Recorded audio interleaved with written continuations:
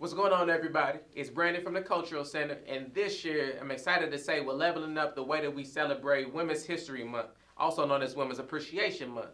We're doing that by celebrating and appreciating a few wonderful women in and around our Louisville campus and community. You're going to see their stories through these interviews in just a few seconds, but before we get there, got to give a huge shout out to Corinne for doing her research on these folks and coming up with great questions to bring out the motivational spirit in them to inspire you. Thank you so much, Corinne, and we hope you all enjoy this. Lady, get away now. Get down. 'Cause tonight we gon' do what we want to. Lady, get away down. 'Cause tonight we gon' do what we want to say.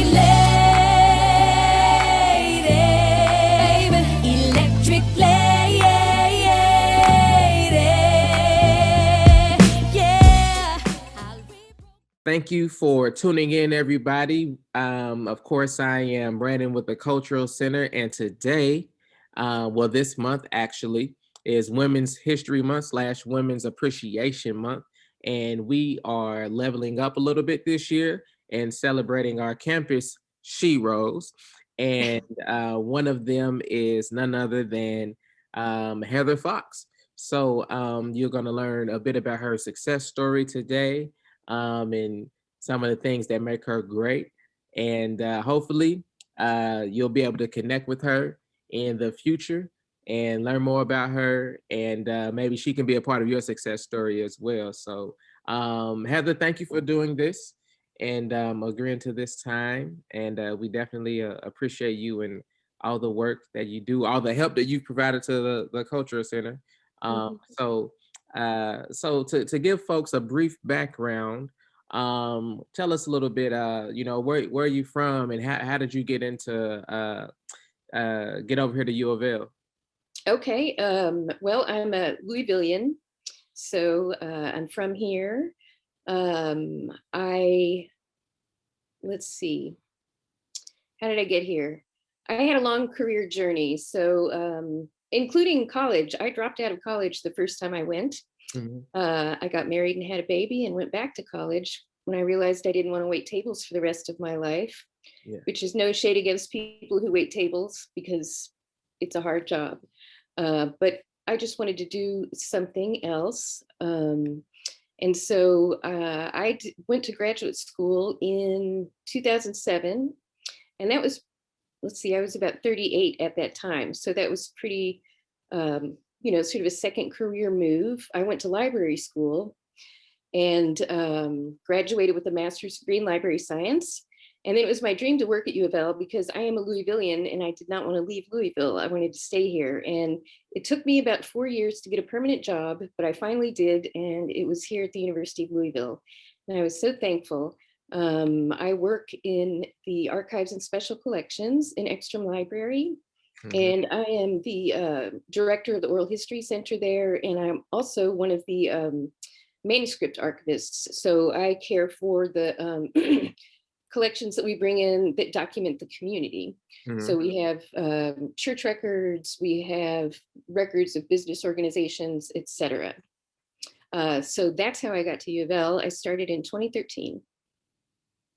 Wow. So just that in your story that you've provided, very brief but a huge highlight, is I know it's going to serve as motivation to a lot of folks. In higher education, we don't necessarily do the greatest job at explaining, hey, you can graduate later than 4 years, it's okay, right? And that's in place for a lot of reasons, but just folks knowing that you dropped out because of your own personal choices, and it was your decision, and then you decide, okay, I've done this, I want to try life this type of a way, and then to go back to school later in your career as well is definitely admirable. Oh, thank you. Thank you very much. And to provide you all context on what the amount of work that she does. So an archivist is someone who they don't necessarily get the luxury of having like a redo. They kind of got to like have everything like right when you ask for it. Um, so for example, last year, maybe year before last, she had helped out the Cultural Center in finding history about the UofL Black Diamond Choir that started in 1969. And Oh, yes, I did. yeah, yeah. I forgot about that. And helped us find some records on the original Cultural Center building that was erected in 1948, I want to say. Figuring out Mm-hmm. what the original building was used for, what it was used for in the 50s and the 60s and the 70s and the 80s and the 90s, from 2005 to 2010, and so on and so forth. So that is, a snapshot of what she does on a regular basis. Yeah. Um, so go to the library, because not everything that you need is on Google. And why Google when you can have help? Thank you for saying that. Thank you for saying Absolutely. that.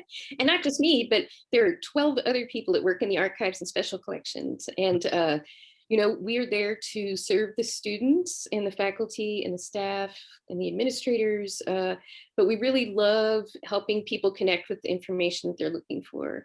Mm-hmm. We love having students come in. Right now, we're doing appointment only Mm-hmm. because of COVID. And you have to make an appointment 48 hours in advance, but all that is explained on the webpage. But yeah, I just want to give a shout out to my colleagues because I don't do it all alone. Right. You definitely have a great team. So diving into a little bit deeper here, what are some causes or some issues that make you very outspoken? Mhm. Well, a couple things come to mind. One thing is I've been volunteering at St. John Center for Homeless Men, Mhm. which is down on the corner of Clay and Muhammad Ali Street. So I've been doing that for almost 3 years now, and it is a beautiful organization. Um, I was surprised when I started, because people have a certain idea of homeless people or unhoused people and what it's going to be like. But walking into this space, it was this whole community of care, as we talk about here at the university. The entire place just, it feels so, um, I don't know, it's just so beautiful and filled with love because everybody there is there to help. And I went through a personal sort of tragedy, losing a beloved friend of mine a couple years ago. And during my grief, my some of the guys that were coming into the shelter, they were helping me Mhm. process my own grief, and I would say that people, when they think about unhoused people, they don't really think that, that people would give that back. So I find that doing that volunteer work is, I get back a lot more than I give, I feel like, and it's a beautiful place. So I do whatever I can for St. John Center for Homeless Men. Mhm. I also have been volunteering with a great organization called Girls Rock Louisville Yeah. for the last 5 years. And that's an excellent organization as well. So it is a space for femme and gender nonconforming youth to come and learn how to play an instrument and that kind of thing. So that kind of youth development, sort of building confidence, that is one of my causes, I would say. So those are sort of my two main ones. Yeah. Um, yeah. Girls Rock, do they have an annual gala or concert or something?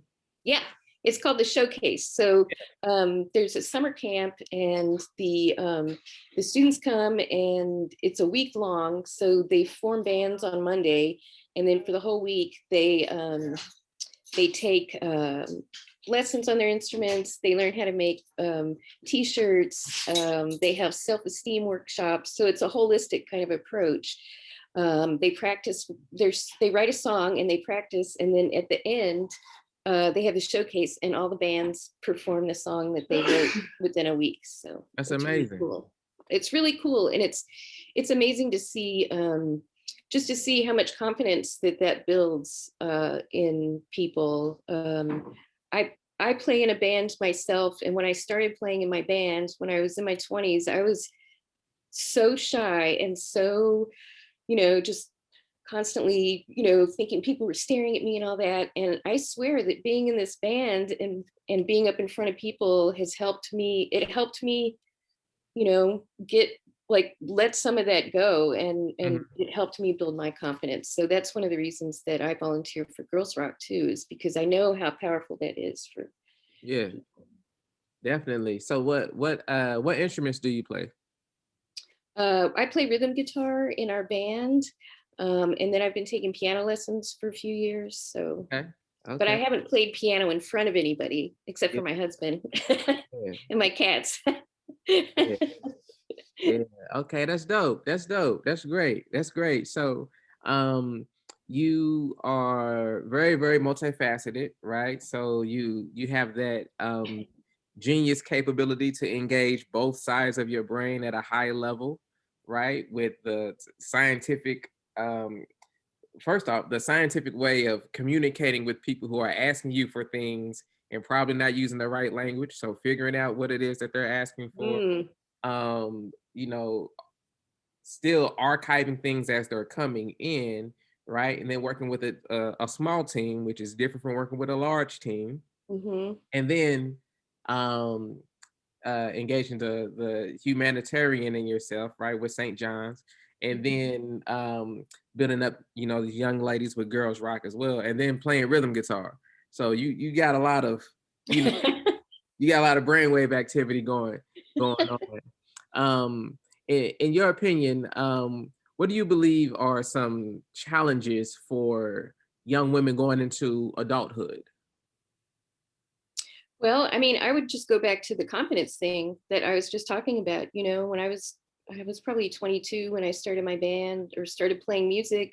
Mhm. Um, and even before then, I was just, real self-conscious. And I think that our, you know, society places so much on the way we look, and especially with, Instagram and all these, it is all about, you feel like you're constantly being looked at and examined and scrutinized, and that can be really crushing. And so I think that's one of the big things that young women and femme identified people have to deal with. I mean, not every young woman or femme identified person has that lack of confidence, but it's pretty pervasive.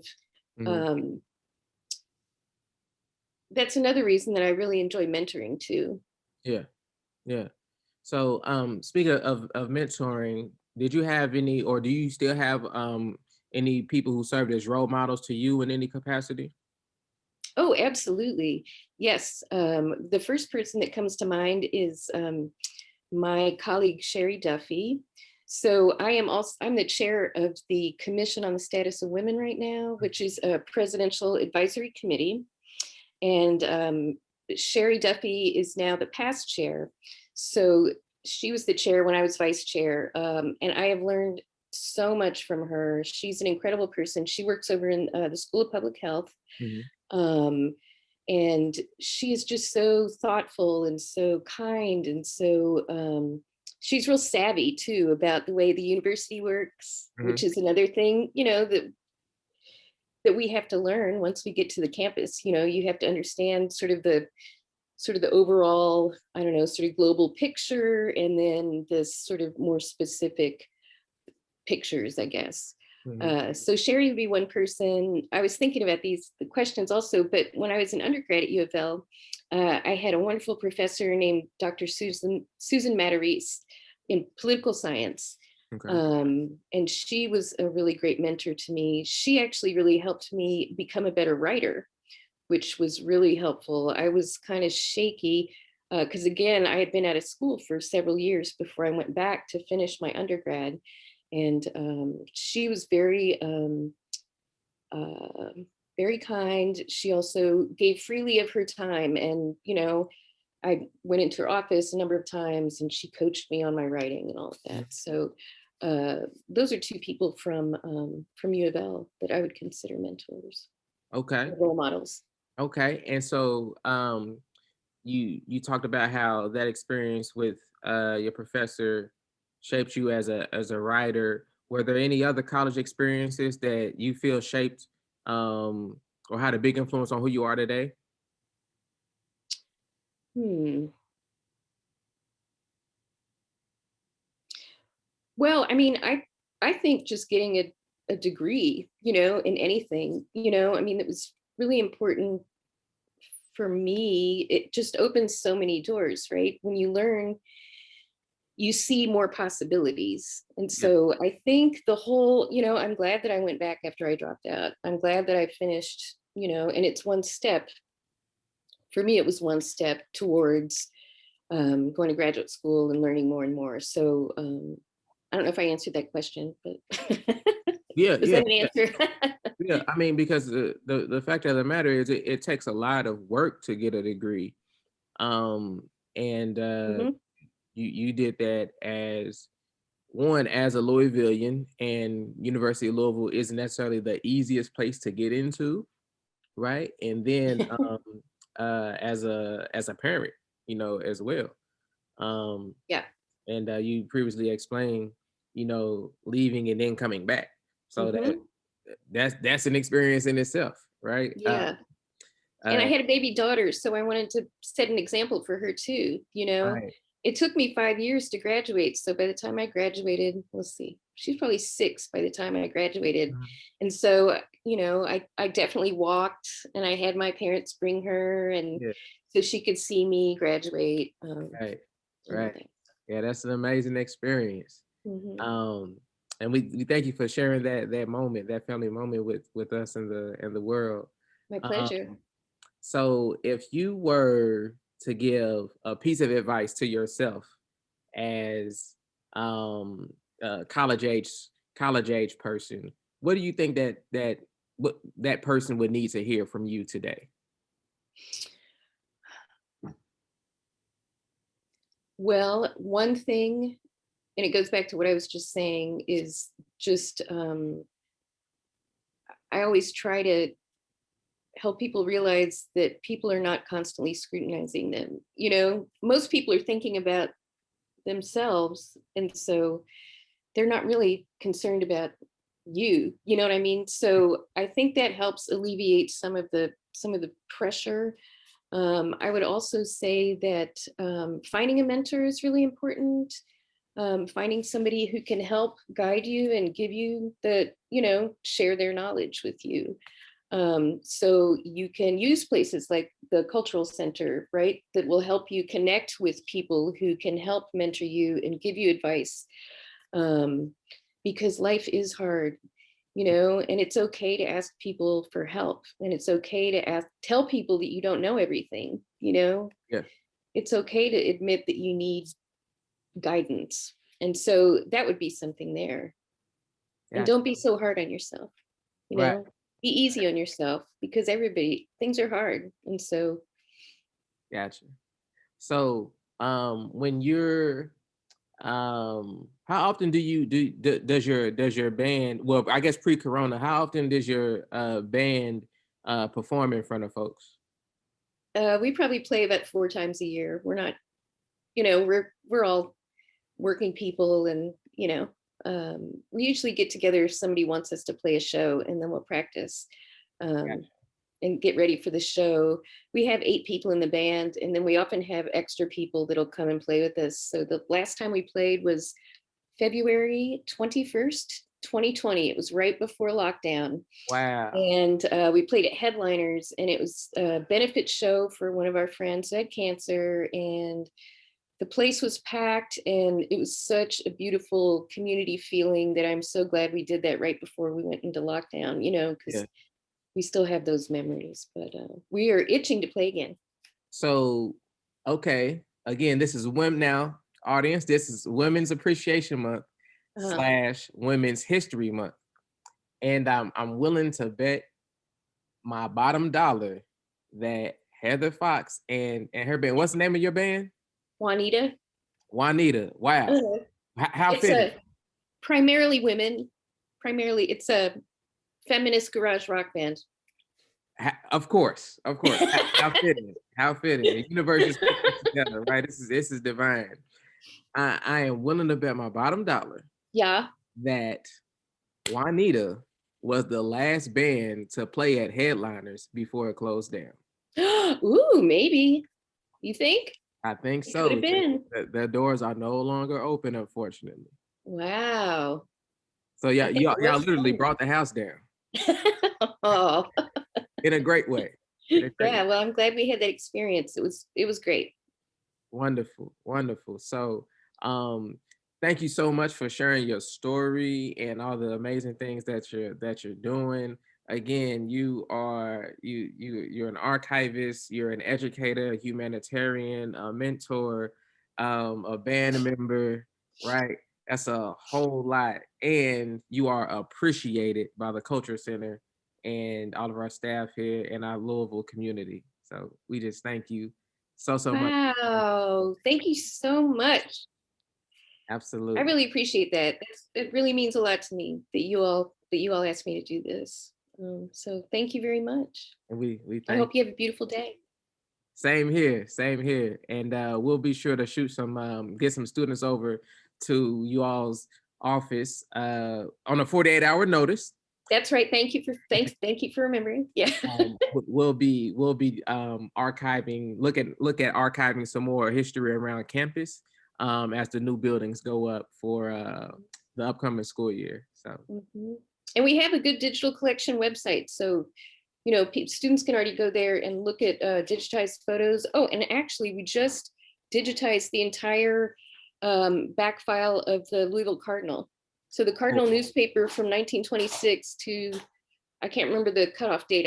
I don't remember the cutoff date, but anyway, full text searchable Louisville Cardinal online. Wonderful. Yeah. All right.